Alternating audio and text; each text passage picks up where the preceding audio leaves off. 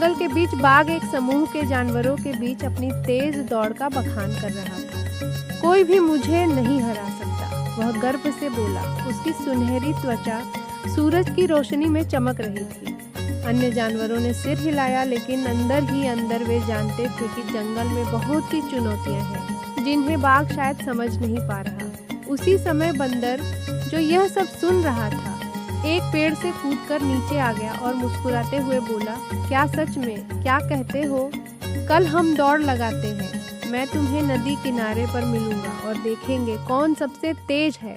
बाघ को चुनौती स्वीकार करने में देर नहीं लगी।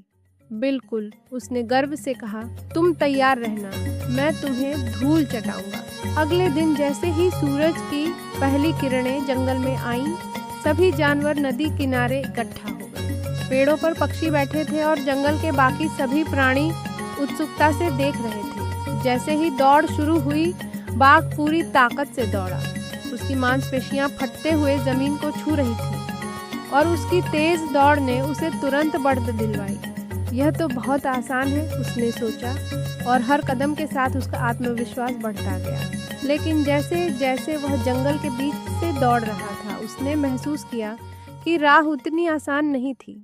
घने झाड़ झंखाड़ और उलझी हुई बेलें उसकी रफ्तार धीमी कर रही थी। उसे जड़ों से कूदना, झाड़ियों में से निकलना और रास्ते में आने वाली रुकावटों को पार करना पड़ रहा था। इसी बीच बंदर पीछे से धीरे धीरे आ रहा था, लेकिन वह परेशान नहीं था। वह पेड़ की शाखाओं से झूलता हुआ जंगल के रास्तों को बड़ी आसानी से पार कर रहा था। उसे रुकने की जरूरत नहीं थी, क्योंकि हर पेड़ की शाखा उसके लिए एक नई दौड़ का रास्ता बन जाती थी। जल्द ही बंदर ने बाघ से काफी बढ़त बना ली। बाघ की सांसें भारी हो गईं और उसका धैर्य टूटने लगा। वह अंततः नदी किनारे के पास पहुंचा, लेकिन उससे पहले ही बंदर पेड़ों के बीच से कूदते हुए पहले ही रेखा को पार कर चुका था। सभी जानवरों ने जोश में आकर बंदर की जीत का स्वागत किया। बाघ थका हुआ और हताश बस खड़ा होकर यह दृश्य देख रहा था।